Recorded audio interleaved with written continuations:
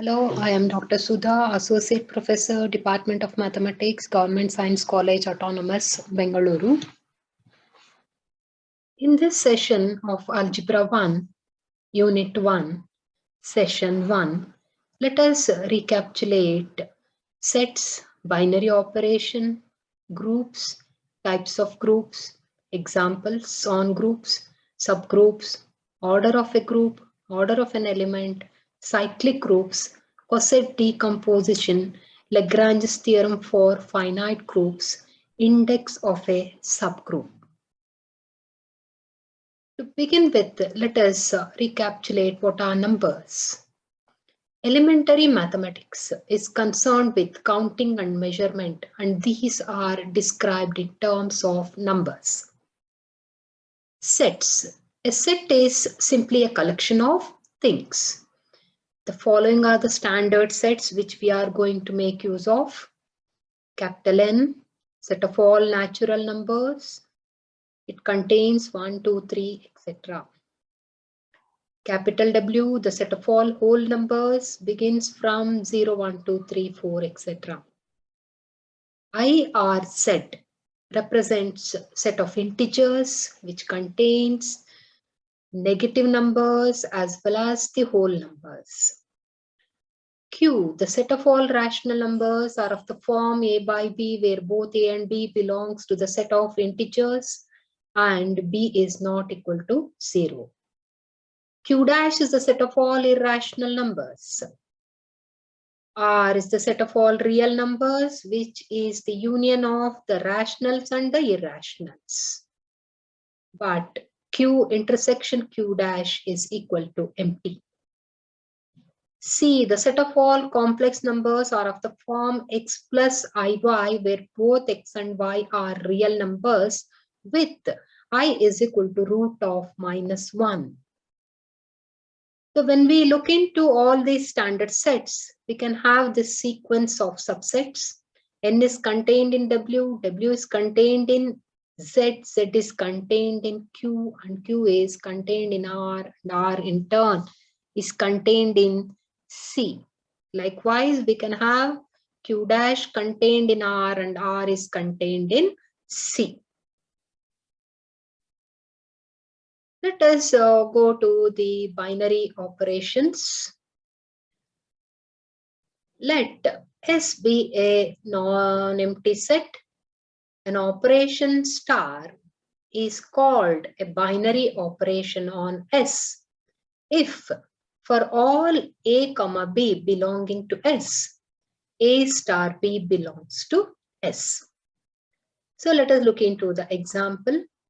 Addition and multiplication are binary operations on the set of all natural numbers n, but subtraction is not a binary operation on n, whereas addition, subtraction, and multiplication are binary operations on integers, real numbers, and rational numbers. But division is not a binary operation on I and Q as well as R. Because 2 and 3 belongs to I, but 2 divided by 3, that is 2 by 3, does not belong to I. Similarly, if we take 2 and 0, which belongs to both Q and R, but 2 by 0, which is not a defined number, that is infinity, doesn't belong to Q or R.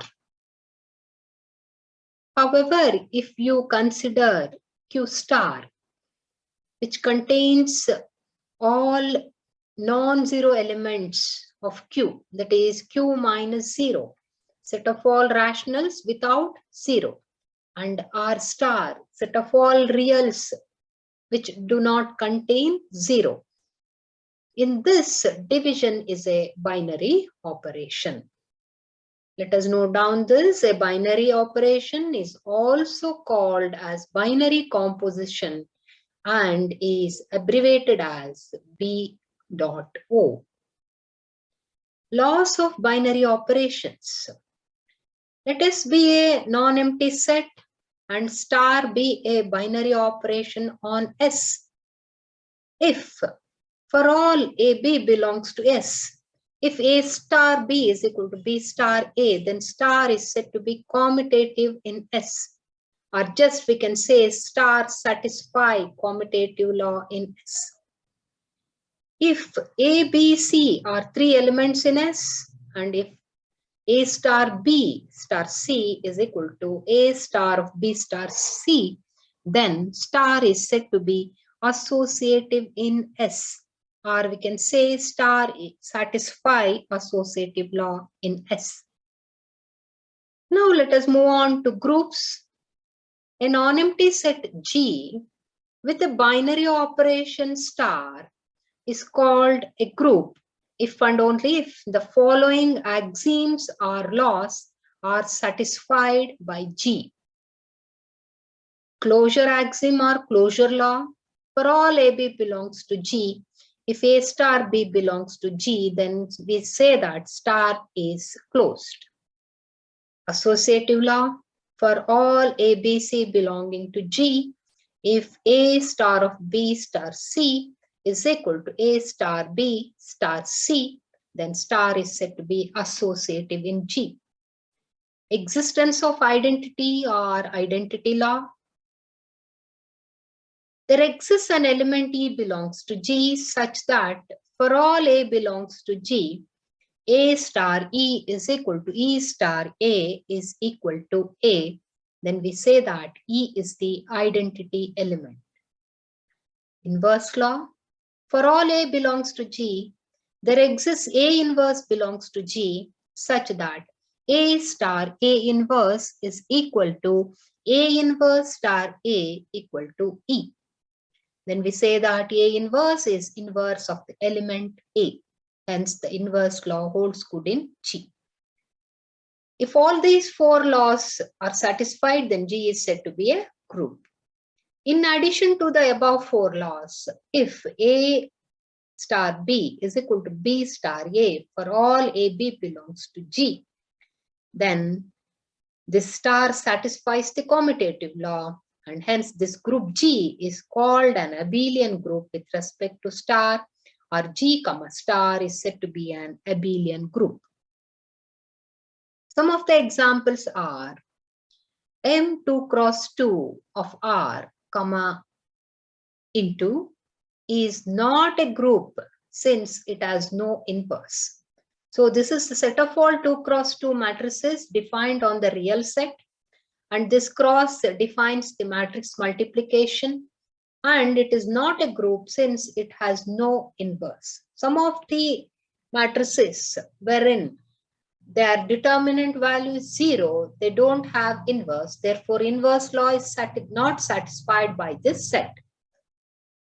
The set of all non-singular 2 cross 2 matrices form a group with respect to multiplication of matrices.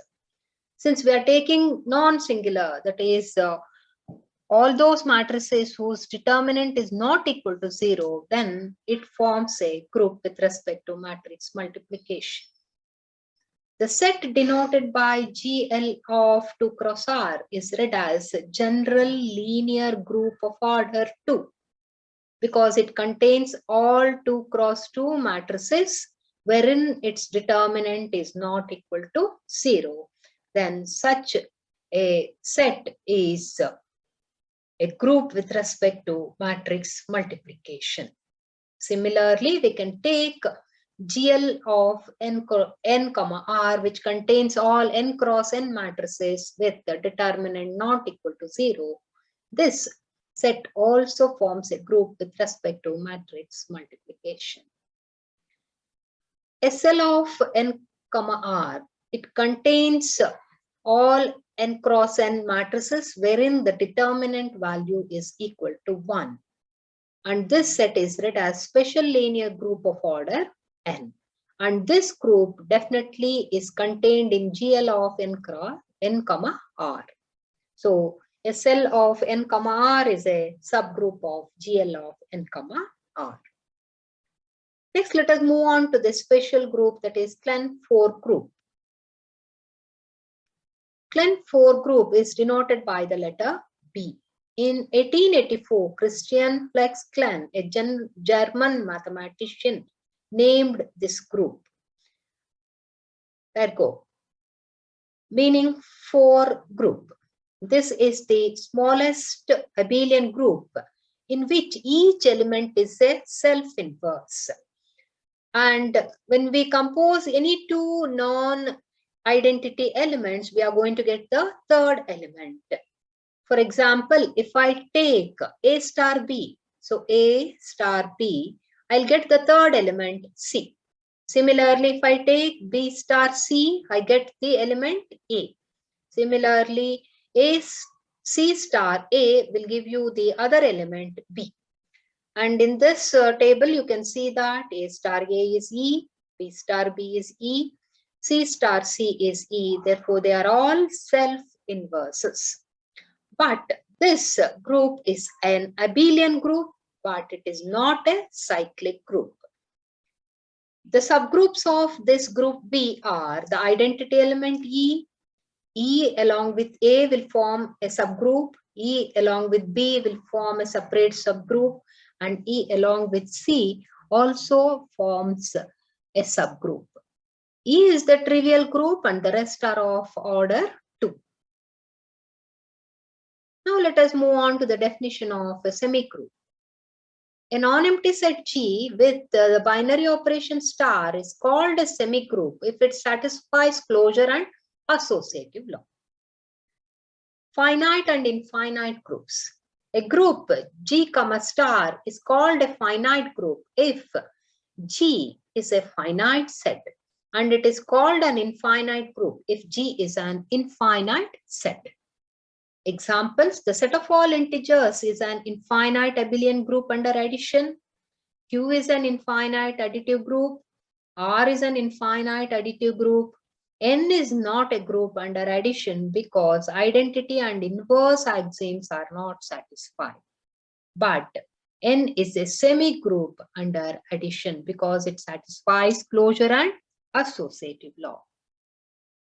Fourth roots of unity, that is 1, -1, I and -I, form an abelian group under multiplication. This is a finite group. Similarly, 1 and -1, that is the square roots of unity. 1 omega and omega square, the cube roots of unity form abelian group with respect to multiplication. Now let us move on to the properties of groups. In a group G, star, identity element is unique. We have only one and only one identity element. In a group, inverse of each element is unique. That is, every element can have only one inverse. In a group G, A inverse, whole inverse is the element A itself, because inverse of A is A inverse, and inverse of A inverse will be A. In a group G, star, A star B whole inverse will be equal to B inverse star A inverse. This is applicable to any finite elements. If you take and if you operate, say A1 star, A2 star, A3 star, whole inverse, it will be A3 inverse star, A2 inverse star, A1 inverse. The left and the right cancellation laws holds good in a group G. That is, if you have A star B is equal to A star C, we can cancel out A from the left side and we get B is equal to C. Similarly, if A star B is equal to C star B, then we can cancel out B on the right hand side and we get A is equal to C. Now let us move on to the subgroups. A non-empty subset H of a group G is called a subgroup of G if H itself is a group with respect to the same binary operation star. Note this point, G and E are the trivial subgroups of a group G, and all other subgroups are known as non-trivial subgroups. For example, if you consider the fourth roots of unity, the square roots of unity will form the subgroup of fourth roots of unity with respect to multiplication.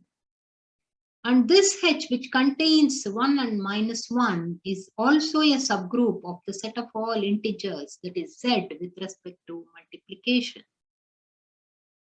And when we come to the infinite group, Z along with the binary operation addition is a subgroup of Q, comma, plus. Similarly, it is a subgroup of R, comma, plus as well as C, comma, plus.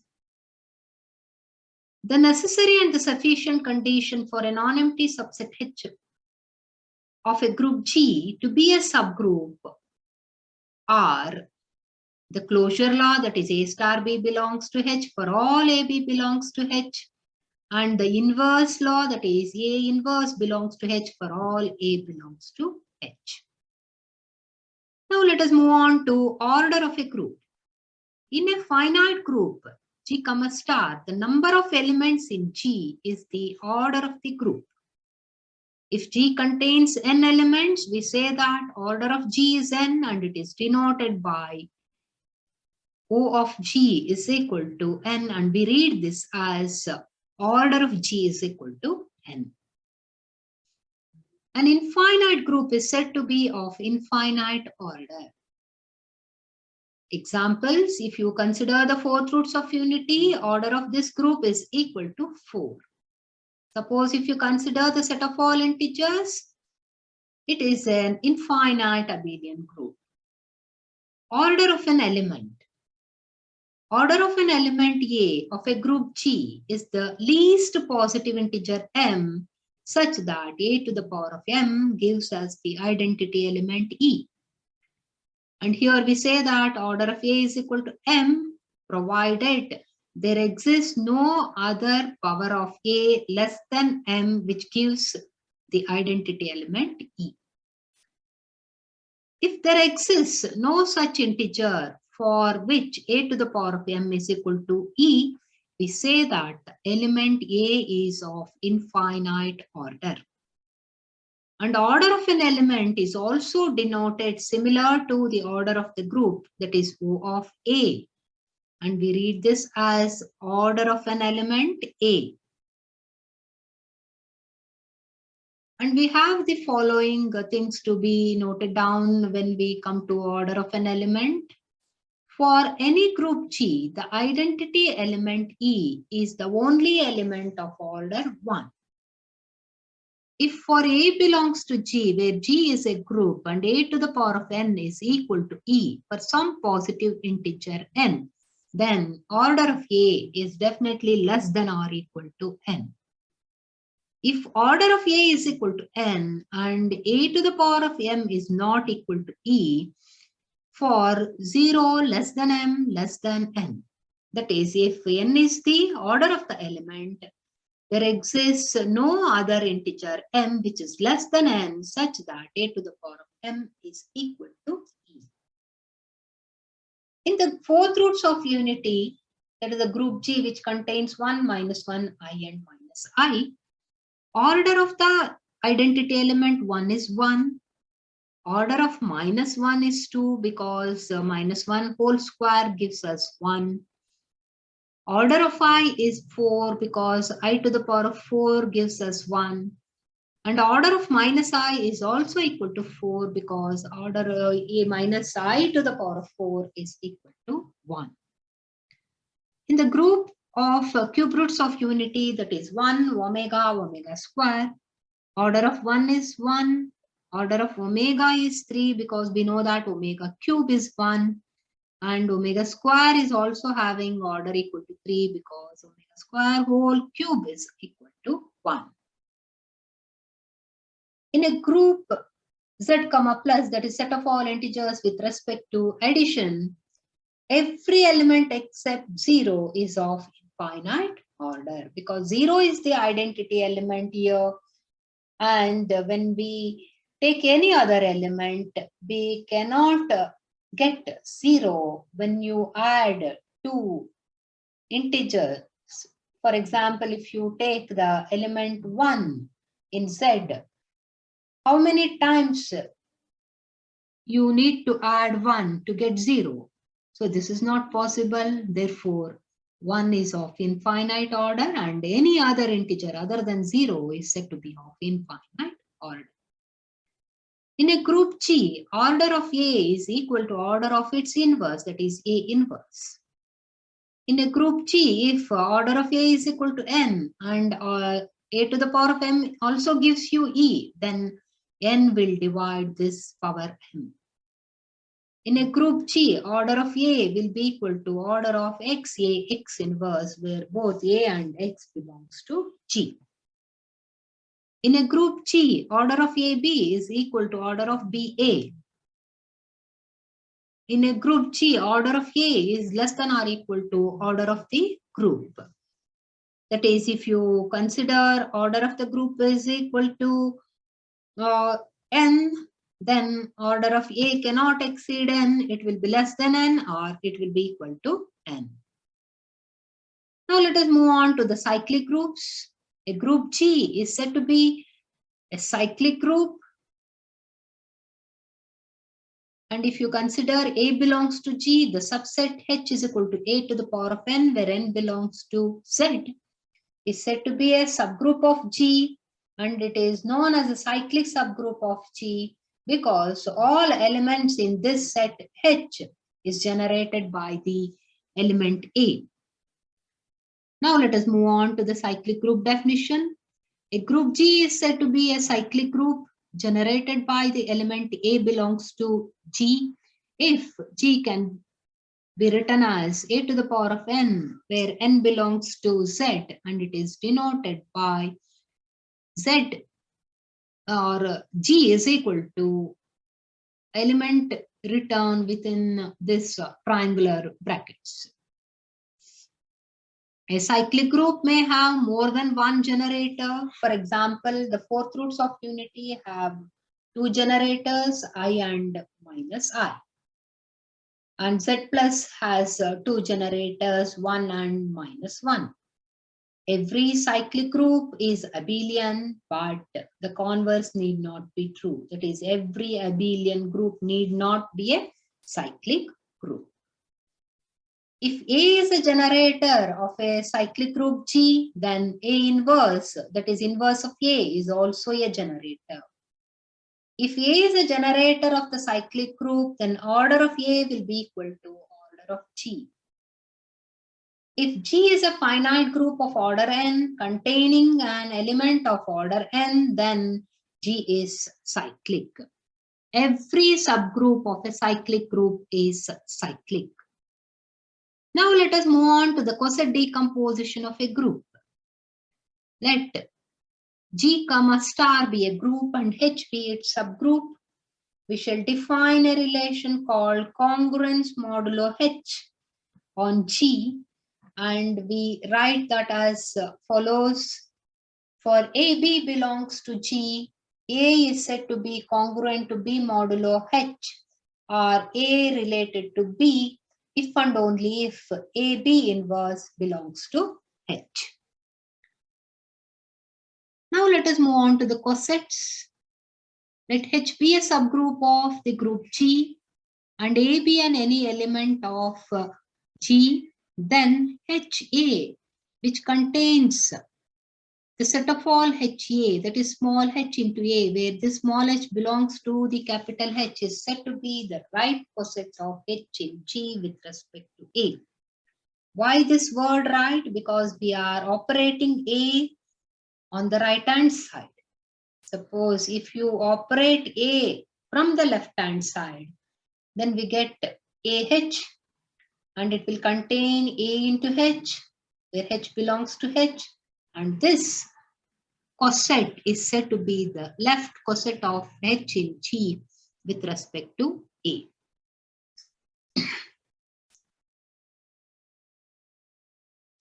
HA is denoted by A within the square brackets, and H is also denoted by A written within the square brackets. Any two distinct cosets of H in G or disjoint are equal. If A is an abelian group, then there is no distinguish between a left coset and a right coset. Index of a subgroup. The number of distinct right or left cosets of a subgroup H of a group G is called the index of the subgroup H in G, and it is denoted by G:(H) written within the square brackets. Lagrange theorem for finite groups. If G is any finite group and H is its subgroup, then order of H will divide order of G. Corollary: the index of any subgroup of a finite group is a divisor of the order of the group. That is, we get index that is G:(H) is equal to order of G divided by order of H. Every finite group of prime order has no proper subgroups. Because if you consider a group of prime order, the only divisors of this prime number will be the prime number itself or 1.